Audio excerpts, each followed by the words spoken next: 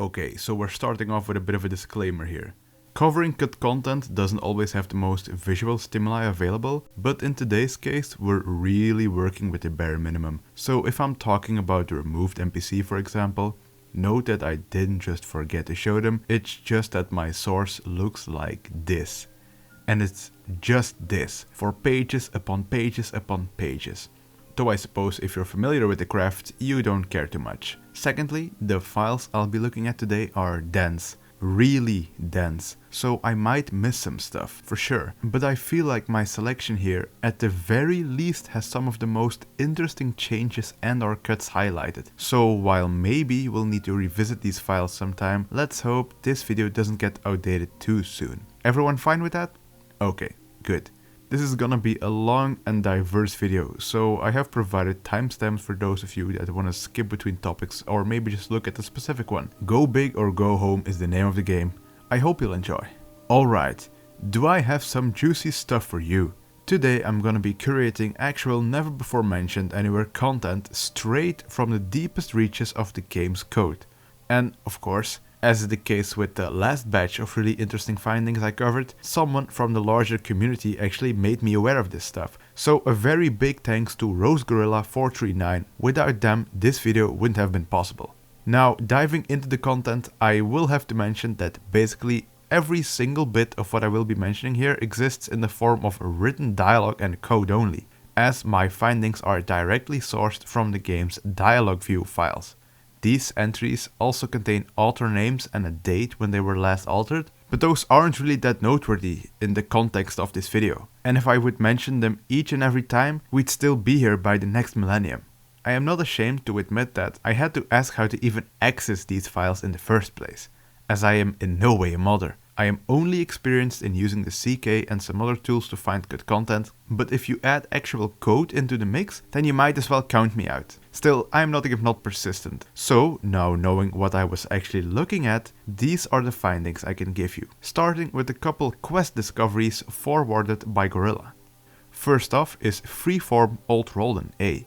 Already, I find this a massive find, as in the final game, nothing, and I mean nothing, remains of this quest. We only knew of its existence because Idis's quest that you actually get in the final game is known internally as Freeform Old Hroldan B, making it clear that something came before it. So this quest would have involved two Reachman miners starting a strike because they got bullied by their Nord boss. And already this adds 3 more characters and a whole mine to the place. Of course, this is due to the fact that Old Hroldan was meant to be a town originally rather than just the inn you see in the final game. And while there is no evidence confirming or denying this was the case, it's likely that upon entering the town you would come across a scene playing out between mine boss Hegvild and the 2 Reachman miners Leadup and Meduin, and possibly another 4th party as well. So with this info now gained, you could go talk to the parties involved. You could ask both miners why they quit, and Meduin and Leadup would of course give different responses.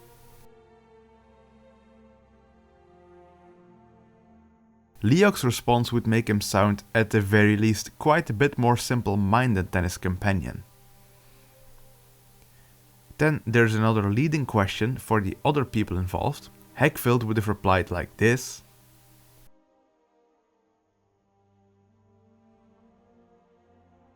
And it seems like you could also ask our previously mentioned unknown 4th party this question, as there are lines that aren't specifically tied to a certain NPC.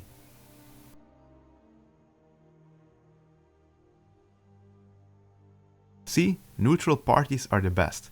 And also, these lines have a lot of implications. First off, Hegvild, Leadup, Meduin and Idis all existed concurrently at one point. Secondly, Old Hroldan indeed is referred to as an actual town here, which is neat. And thirdly, with this unknown party mentioning Idis, that makes it no more clear who is actually speaking here. It's either Leontius or another removed NPC entirely. I'm leaning more towards the latter, as Leontius and Idis were not created at the same time, and with him not having any scenes with Idis or Skuli, I'm pretty certain that he was created at a later date to fill in some sort of missing role, such as the backup innkeeper. Also, it seems that at the time this quest was made, either favor quests worked differently, or this one was cut before it could be expanded upon, Unlike the usual formula where you could either bribe, persuade or intimidate, here you can only persuade. Or at the very least, that's what I think the option tries to represent, as it's simply flagged as favor. Your dialogue would read as follows, and Hegvild could reply by saying this, and there would likely be a positive outcome as well, but that one was never written. There is dialogue for another outcome though, and that's for when the player killed Hegvild instead. They could then tell the miners this, to which the miners could reply with the following. Again, it's unknown which one of the two miners said this, and any more dialogue or consequences are sadly non-existent. You might also notice that not all this dialogue is proofread or flows super well, but you gotta keep in mind that this stuff likely never got finished before being cut. And now moving on, but staying in the same vein of a removed quest from a removed town, Freeform Heljarchen A. Yes, even Heljarchen, the completely removed town which started my whole channel, has leftover quest data to be found in these dialogue views. This one is even more obscure though, due to there being no indication whatsoever that there was a quest made for this place before it got the axe. To give a bit of context with this quest, while Heljarchen got reduced to just the Nightgate Inn in the final game, there's leftover data for at least an apothecary, a blacksmith, 2 farmhouses and 2 fishermen. So this was also meant to be a town of at least decent size. This quest would have been a simple item gathering one, in the same vein as many a basic Skyrim quest, and it would have focused on the apothecary owner. Based on leftover data, this was either a person by the name of Treyas or Fetandus.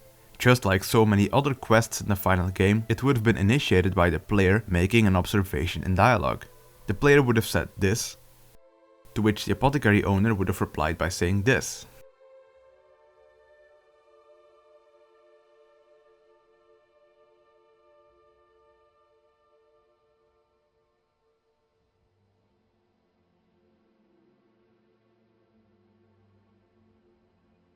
Afterwards, you'd of course be free to go as you pleased.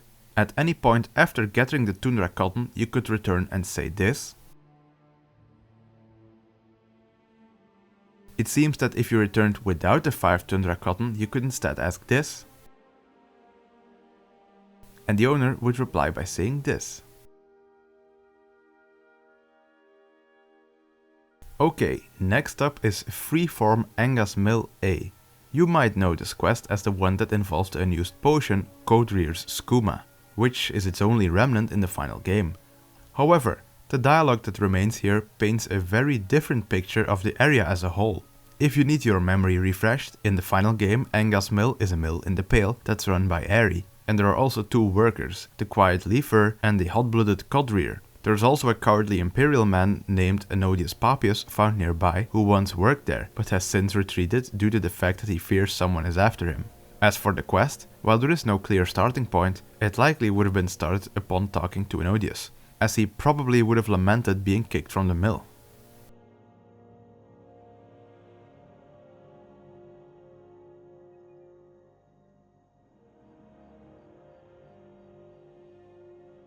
While this is normally the point where the player would say, "Oh boy, I could fix that for you right quick," no such dialogue is actually present. However, there is dialogue for everyone at the mill, explaining what they know.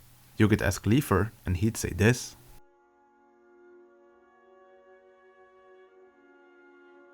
While mill boss Aerie would provide some additional context.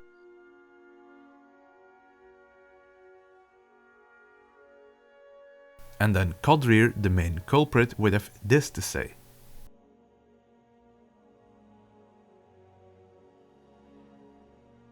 You would then get the favor dialogue, similar to old Hroldan's quest. The alternative being you reporting Anodius as dead.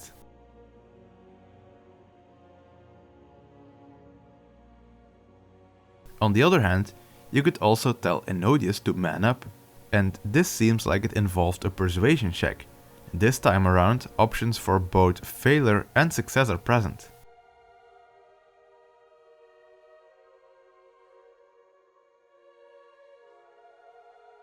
Again, there's also dialogue present for reporting Codrear's surrender to Anodius, something I find often lacking in Skyrim quests, as they just end, with the other party involved magically knowing of your success.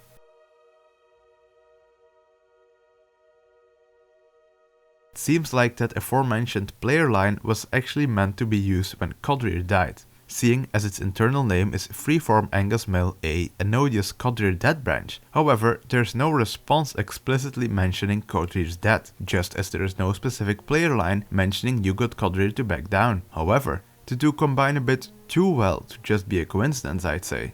Two more things of note here. One is that at no point does the dialogue ever mention something about the skooma, but with the added context it's very likely that it would have been used for some blackmailing purposes. And talking about added context, I think it's quite interesting how Enodius is portrayed here, especially the fact that he left due to Codrir's bullying, and that everyone at the mill knows it. I prefer this over the portrayal in the final game where Enodius is just randomly used for a Dark Brotherhood quest and no one at the mill knows where he went despite him being a stone's throw away.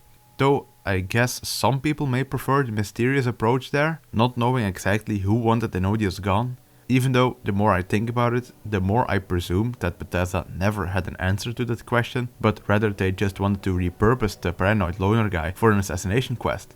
And now it's time for a bit of Orc Stronghold Cut content. First off is this script you might have encountered before, as it's actually still used by the final game. It's called QF Freeform Shugurzbur A. Inside you'll find references to Sharn, Lash, a sword, and Cardwasten. Maybe you can already put it together from this, but if you can't, this script is actually still used by the quest Geralt's Message. Lash is still the same person, and she still lives in Cardwasten. But it seems that her mother Geralt was originally called Sharn, and the stronghold of Dushnik Jarl where she lives was instead called Shugurzbur. What I find really fascinating about this is the fact that in the final game, Lash's full name is Lash Gradushnik, as we learned that oftentimes these orcs who left strongholds still bear the name of their respective stronghold, which in this case would be Dushnik Jarl. However, internal data instead refers to Lash as Lash Grashugurs, which likely stems from this earlier name, Shugurzbur.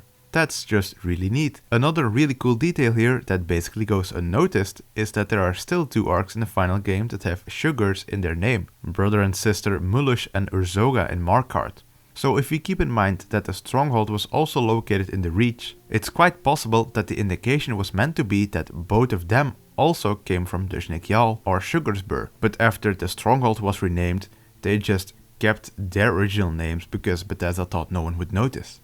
And now we dive back into the dialogue views, as while we just looked at a good lead, it doesn't actually stop there, as the scripts here also mention a Freeform Shugurzbur B quest. This quest would have involved Chief Burguk of Dushnik Jarl, Chief Yashnak of Shugurzbur. He would request the player bring him a briar heart from a nearby Hagraven nest. The dialogue here is pretty fun, and getting some more interactions with the undercooked orc strongholds is always nice.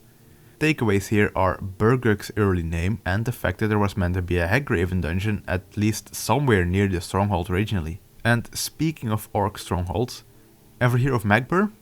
No? Well, neither did I. In this dialogue view for all the orc stronghold dialogue, there are lines for people quickly describing the respective strongholds. I suppose that the player could at one point ask the respective gate guard about their stronghold. Whatever the case, none of it ended up used, as it got replaced by a single line mentioning all strongholds at once in the final game.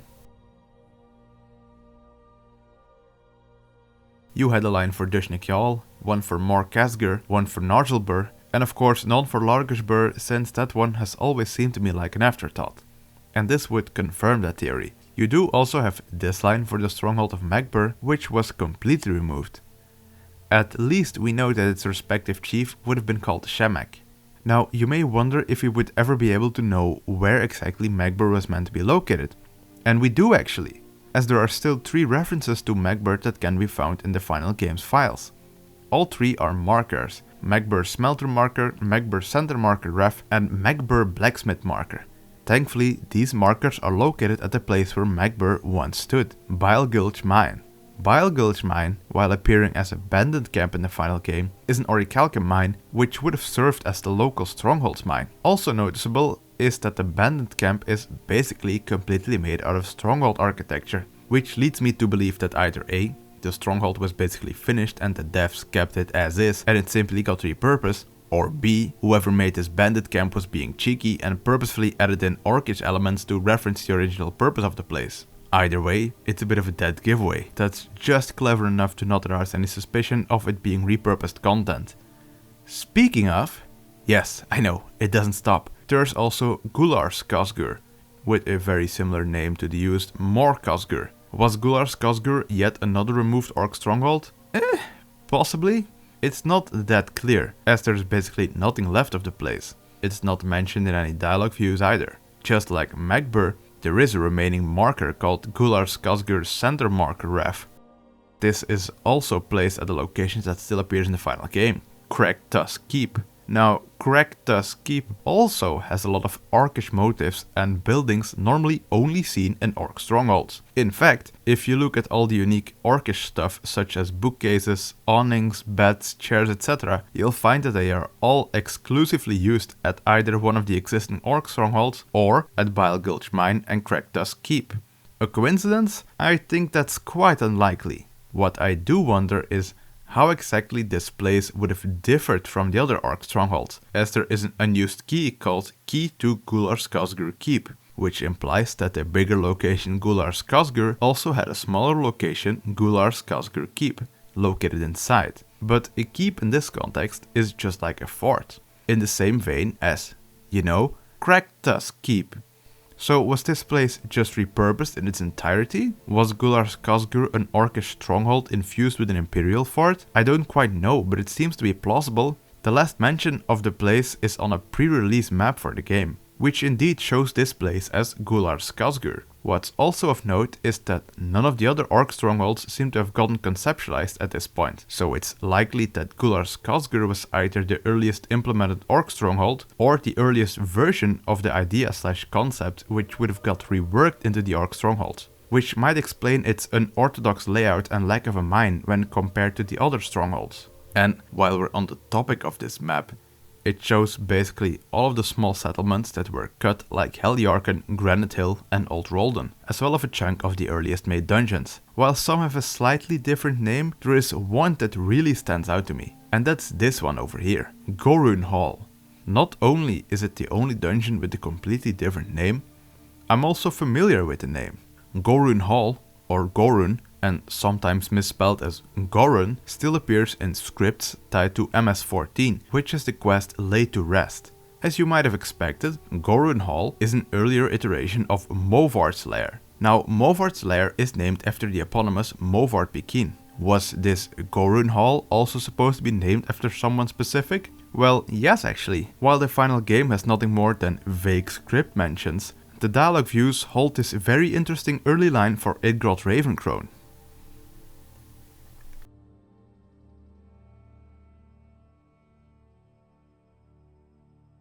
So yes, apparently the vampire lord that was originally meant to take over Mortal was a brand new character by the name of Morgus Ghoruun, and that's one of those names where I can't even put a specific race on it. Oh well. At some point during development, Bethesda decided to get rid of Morgus and added Movard Pekin, which was admittedly a nice callback to Oblivion, even though they completely messed up the reference by fucking up his race. Twice. Oh well, live and let live, You know what's funny? Idgrod's early line doesn't use the word bitch, while her final line does. I find this noteworthy because the final game doesn't use that word a lot, while it appears more in these files. In fact, I was looking for a mention of Raylov's different Talmor bitch line when I stumbled across an even bigger content rabbit hole, but that's not for now. First, I'm gonna do a bit of a lightning round of smaller but still intriguing changes in an attempt to restore my sanity. Okay, so first is this early dialogue for the quest Promises to Keep. These are early versions of the lines used by Sibby Blackbriar. Notably, he refers to the Blackbriar estate as a chalet, weirdly does not refer to Maven as his mother, and most importantly, uses an early name for Frost, this being Grain. Then we have early dialogue for Vigilant Tyrannus, the guy you meet in Markarth. None of his dialogue here refers to the vigilance of Stendarr. Instead he talks about the priesthood of Stendarr, which I suppose was its earlier name. I'm more fond of the final name myself. Then we have some more fun stuff like this earlier line for the Alakir prisoner encountered in Sadia's quest In My Time of Need. When giving the location for Swindler's Den, he would actually mention Granite Hill, the cut settlement. This is also the only other line besides the one Sidgir uses in the final game to do so. So that's neat.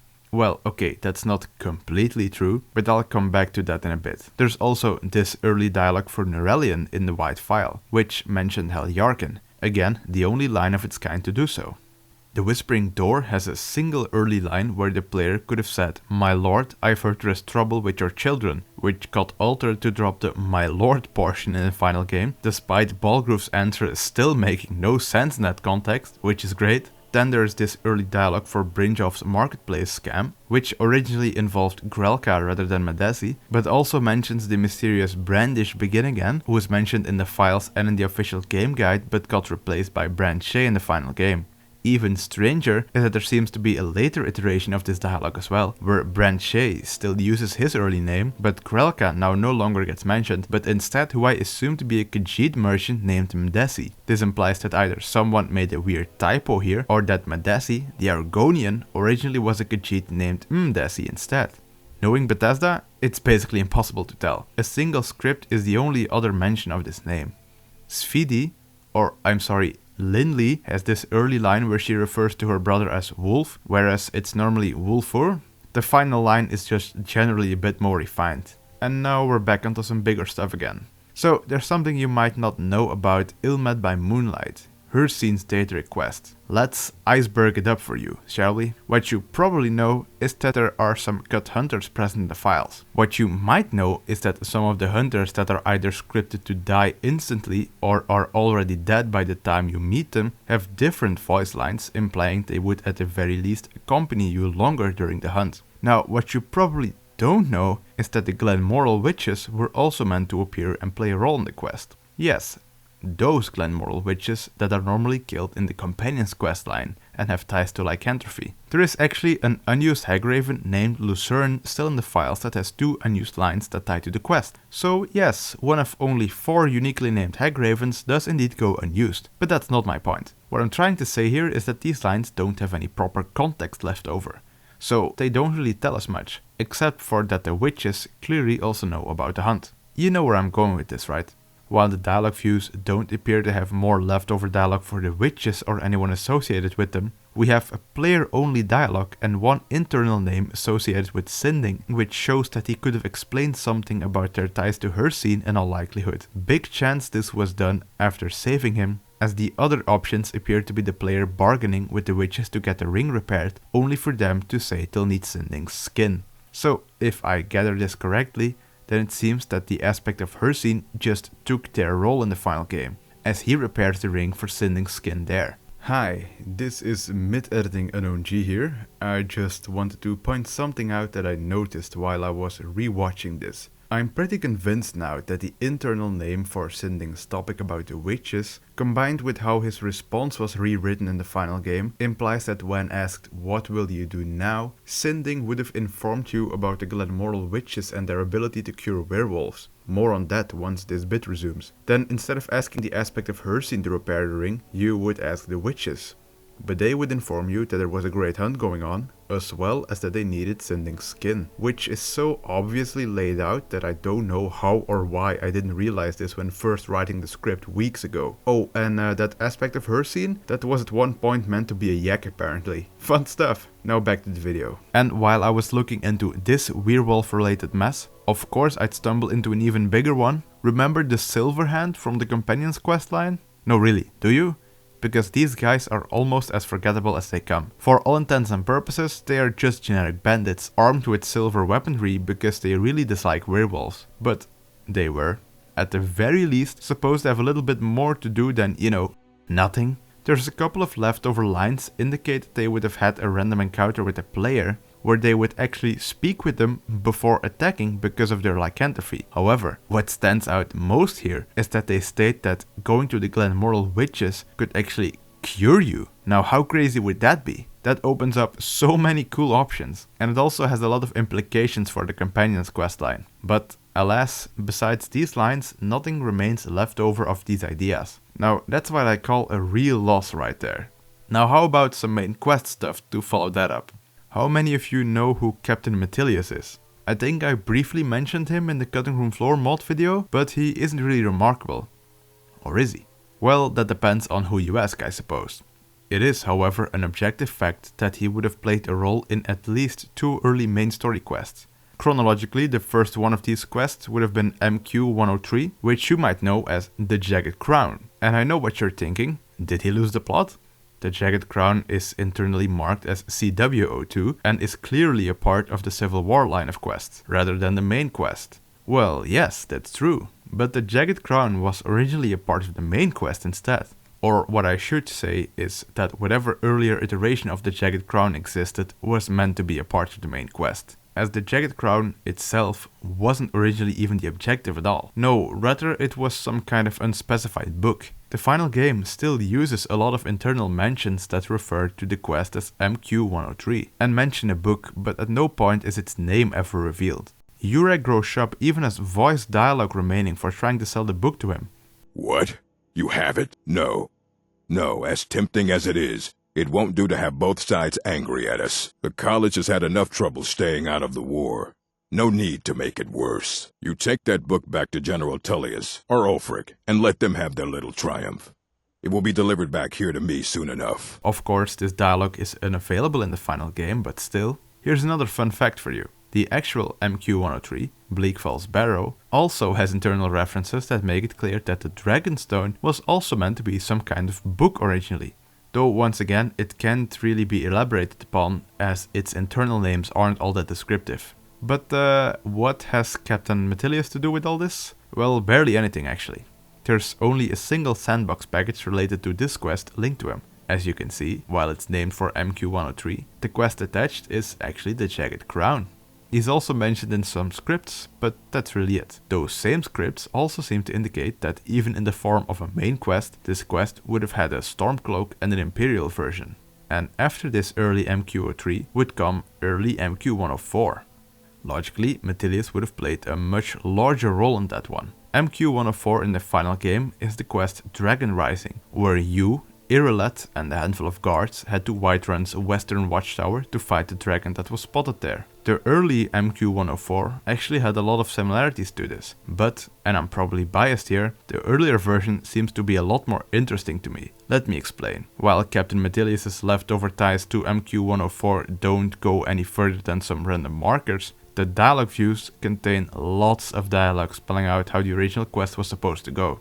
Like is the norm with your average Civil War quest, it would have started by talking to General Tullius, who would then send you to Captain Metilius. Metilius would lead an expedition to Fort Ragstad, as there would have been word of it being attacked by a dragon, which at this point in the questline would be the first time something like that got reported on. So the player would then head to the fort with Metilius and a contingent of nameless Imperial soldiers after a scene where the captain briefed everyone. The generic troops would have had some unique lines as well, even some blockers for when trying to speak to them during the debriefing. At some point, Metilius would have asked you for your opinion on his tactics, seeing as you're one of the only people to have come into contact with a dragon and live to tell the tale. That's the whole reason why you were sent along with the mission in the first place, incidentally. When you all arrived at the fort, you would have found it decimated, at which point you and the soldiers would have fought the dragon, similar to how events transpired at the watchtower in the final game.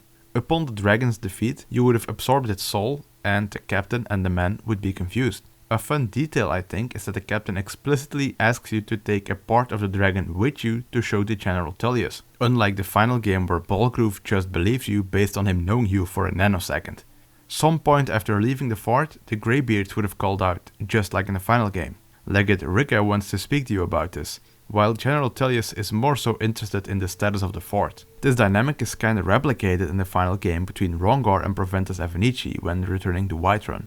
The Imperial one doesn't really care about the Nord lore, while the Nord is instantly intrigued by the possibility of you being a person of legend. And yeah, that's about the extent of Captain Metilius' role. While we don't really have the full picture here, I love what this attempts to do, even if I don't quite comprehend how the game would have expected you to already be at the side of the Legion this early into the main questline. Still, in retrospect, I feel like the dragon establishing quest we got in the final game was just a lesser version of what they tried to do originally. Everything just got rehashed, albeit to a lesser scale. I especially feel that seeing a whole fort destroyed would have strengthened the impact of the first impression rather than a singular nondescript watchtower that feels like it was just cobbled together to be a set piece for the quest. And like I said, the line about bringing proof and the fact there's a justification for bringing the player along, those are the kind of small touches I like. Before I move on here, I wanted to look into something. Why would these early main quests be tied to the warring factions? Well, you wanna know what MQ102 appears to have been originally? Exactly. Joining the Legion / joining the Stormcloaks. Your initiation dialogue, for example, still uses the MQ102 name internally. I don't really know what this means as a whole though. Were you meant to pick a side before being able to start going through the main quest? That's what this looks like, and while that would actually benefit the game's story, I feel, seeing as the main quest and the Civil War feel way too disconnected in the final game, I totally get why they were split up, as it is kind of a bad game design move to lock your main quest behind another or an intertwining questline. Unless they were once one and the same, I don't know how that would have worked out, honestly. Okay, so with that out of the way, how about some even stranger changes than those made to the main quest? Remember my whole thing about the orc strongholds? Let's rewind a bit to that actually, as I still have some crazy findings revolving around those. First off, remember my video on Ghorabash's Ancestral X? You don't? Good. That's because I never made that one. As Ghorabash's Ancestral X had so little to work with, even 2017 me couldn't squeeze a video out of that. I think I did mention it in the Cutting Room Floor mod video, but still, in the final game's files, there's only the X itself and a single reference remaining, nothing more. So yeah, here's all the dialogue for it. Yeah, really. While none of it made it into the final game or even the creation kit, it's all still there. Now, how did I randomly come across this? Oh well, dear viewer, that's because of this little word right here, Mauloch. What's that, I hear you ask? Ah, you know I can't answer that without a short history lesson. The name first appears in and is nicely explained by the book The True Nature of Orcs in Morrowind. It states the ancient name for the orcs is Orsimer, which means the Pariah folk. They now follow Mauloch, the remains of Trinamag. Who is Mauloch? He is more commonly known as the Daedrot Prince Malakat. So yeah, to make things easy, Malakat is Mauloch. But in game the name Mauloch is almost never used. In Morrowind it appears written as Mauloch in the book, but the book is also its only mention. So wait, is it Mauloch or Mauloch? As that second one gets used in the book Varieties of Fate. Oh well, whatever the case, in every other instance it's Malakat. Funnily enough, Oblivion doesn't clear things up either, as it uses Mauloch written like that in the Pocket Guide to the Empire 3rd edition, a supplemental lore book that came with the game. Yet in the game itself, the name Mauloch is never used either. Instead, Mauloch is used just once due to the same book from Morrowind being carried over, but again, in every other instance, including dialogue, other books and internal names, it's Malakat. However, it seems that Skyrim either wanted to retcon this, or at the very least make some kind of distinction between Malakat and Mauloch. You see, a lot of this early dialogue for the Stronghold orcs mentions Mauloch, but it doesn't stop there. You have the early lines for the tribal orcs, which got slightly edited, then the ones for Ghorabash's quest, but also Gorza's line during her quest. And even the old orc encountered in the random world encounter mentions Mauloch here instead. Why? Well, like I said, and I'm quite convinced now, it seems that Bethesda kinda wanted to retcon the Malakat name. Why this would be the case, I couldn't tell you, but for the first time ever, we got some new books actually addressing him by name. These are Varieties of Fate in the Empire, a slight rework of the similarly titled Morrowind book. And then the fully new book, Code of Malakat. This book again goes out of its way to say, yeah, Mauloch is sometimes used instead of Malakat. Funny it should say that, as the book is literally about the Code of Malakat, which is the code all tribal orcs abide by. You can actually ask them about the code in the final game. Would it surprise you though if I said that internally this topic is actually called Dialogue Orcs Chief Code of Mauloch topic? Of course not. Let's just compare with the early iteration and yup, bingo. The earlier iteration just refers to it as the Code of Mauloch. This all wouldn't be so noteworthy if the Elder Scrolls Online didn't retcon this all back to being called the Code of Mauloch and even made a completely different book called Code of Mauloch with different text, and now that game just casually throws that name around everywhere. I honestly feel like I'm getting information overloaded already, so I'm not even gonna attempt to open up the can of worms that is Elder Scrolls Online implications. Let's just stick with this already big enough clusterfuck. Now here's a little fact. Whilst comparing the Mauloch and Malakat entries in the DialogueViews, I found early dialogue for the Cursed Tribe where Chief Mars does refer to Malakat. but his dialogue is quite different, and it shows that that quest originally had a completely different start. I'm telling you, this is one of the pitfalls of researching this stuff. It keeps snowballing. I didn't even start off researching this orc stuff when I wrote this. I just stumbled across it while looking for another location, and now I'm in too deep. Okay, so in the final game, you start the quest by getting a Daedra heart and summoning Mauloch at the stronghold. You are then sent to Mauloch's shrine alongside Chief Ymars, where the latter meets his demise. This early dialogue implies that order was switched around though. Originally, Ymars didn't want to help you and you were sent to contact Mauloch alone. The shrine they sent you to was also supposedly northwest of the stronghold, so either Shugurzbur was originally placed somewhere else on the map, or they either referred to a completely different shrine that didn't make it into the final game in any capacity. After petitioning Mauloch for help, he would give you a message to Leadup, the wise woman. Upon hearing this, she would then request a Daedra heart to perform a ritual. However, again, it seems that there is no more early dialogue left at this point. I wonder how the ritual would have differed for Ymars, seeing as Mauloch's shrine was already cleared here. I also gotta point out that just like the early MQ104, this version of the quest seems to establish its plot points a lot better than the version we actually got in the final game. Like, there, Ymars' curse is nothing more than something that gets referenced once in a while, and not even clearly. Sometimes he mentions that he hasn't slept in a long time, but it's a blink and you'll miss it moment. While here, it's fully explained that their former leader, Shugurzbur, spoke with Mauloch to put a curse on Ymars, which basically went into effect once Ymars killed Shugurzbur and became chieftain. It's also much clearer that he's haunted by the spirits of the past, which is why he can't sleep. I'm sorry, but this all reminds me a little bit too much of the cut content of Telltale games, where sometimes they just go out of their way to cut out good character establishing dialogue and replace it with a way lesser version. I don't really get that. But hey, I'm no game developer, and of course, just like the 50 times before this, while delving deeper, I found something cool as well. This early dialogue, yeah, that's actually still in the files, voiced and all. The kind that curse you, haunt you in the dead of night. There is nothing I can do.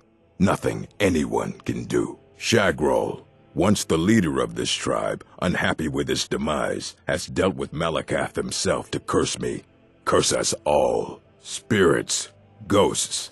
I am cursed, haunted, and I can do nothing.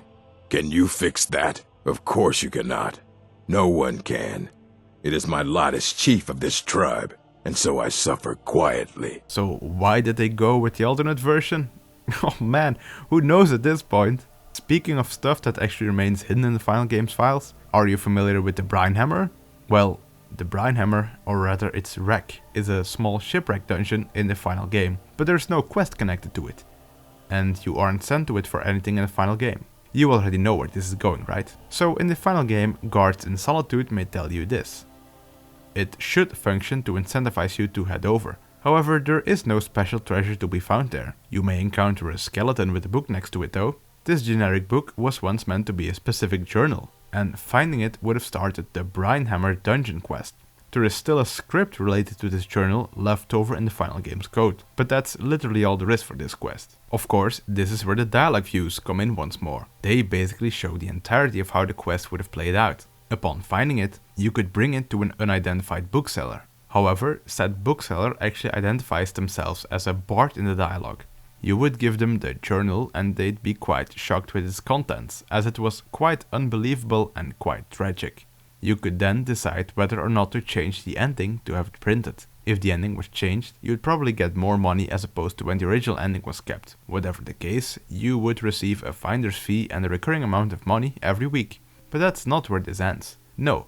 Actually, all the dialogue files related to this quest are also still intact. Well, let me take a look. I'm always interested in a new tale, if it's a good one. It's certainly an interesting tale, I'll give you that. I'm not sure if people will believe it's true, however, but an entertaining tale is often better than a true one.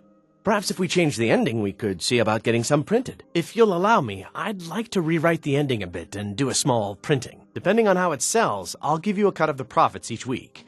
I can also give you a small finder's fee. How does that sound? Very good. Here you are. I'll have more for you again in a week. You're a bit early. Check back in a few days. The lines for when the bard reads the journal are interesting, as they mention it contains a reference to Akavir. All the way to Akavir. Really now? and based on the voice type of said dialogue, we can in good faith claim that the person you've met during this quest would have been Germain of the Bard's College. So, besides the actual scripting and the actual journal, this quest has most of its content still intact. Sad to see it go, as anything for the Bard's College, just like the Orc Strongholds, would have been a plus, I feel like, seeing how underused those places are otherwise. And now, I've saved one of the best for last. Don't know if you saw this one coming, but there is actually a whole slew of dialogue that still remains for the pit. Yeah, while they may not remain in the CK or in the form of voice dialogue, we still have a lot of stuff to look at here. For example, a dialogue of how you actually would have joined up, both for asking Benkem and Hookie. There is also a lot of fun exposition dialogue for Hookie, and she also has a lot of race-specific lines, which is always fun to see. Benkem also has basically all his lines present for betting on the fights. He's also fun, though not to the extent of Hookie. There are also these lines Hookie would have used when you were about to enter a fight, and these have some nice tidbits as well. First off, apparently not every match was to the death. It appears that these matches would have been against the named pit fighters, Bronze, Edorfin and Liesel. If you recall from my video, Hookie has a one-sided crush on Bronze, and she mentions him in another line. Sadly, none of the other pit fighters get mentioned by name, and they don't have any unique dialogue left over in here either. What I think is the coolest line though is this one, which shows that if you were to reach the top rank, you would have had to kill one of the other 3 existing pit lords, as the pit didn't want too many of them. And well, I think this is as good as a point as any to start wrapping things up. First though, remember when I mentioned that the removed locations of Granite Hill and Heljarchen kinda only get a single mention? Well, they do get other mentions, but these are all tied to Radiant Civil War dialogue. Oh yeah, the Civil War. Does that have a lot of leftover stuff? Well, what do you think? Whole quests that were cut from the final game that we only know of due to the existing leftover Radiant dialogue list appear here. My favorite being CW Mission 11, which would have involved the orc Makal Abbas on his vision quest against the creature Garshatan. Why exactly do I love this one so much? Well, mostly because it explains why Makal's name is like that, and not like any other orc in the naming convention.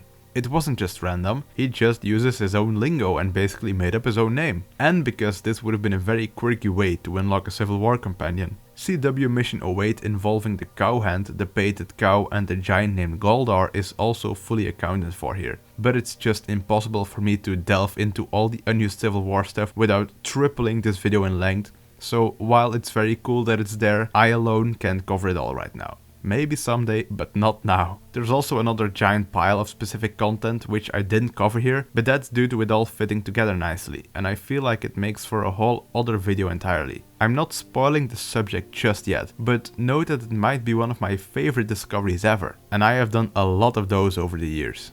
Of course, I'm sad to say that I couldn't solve all of the game's mysteries with these findings. I still don't know what Drellis' deal was. I don't know why Sabine Knight and Reberus Quintilius have race-specific quirks, and I don't know why characters like Yolf, Firir or Urwa even exist in the first place. I checked, you can be sure of that, but no new information was learned. And with that, I'm 110% certain that you learned something new here today. But what was your favorite bit of hidden content?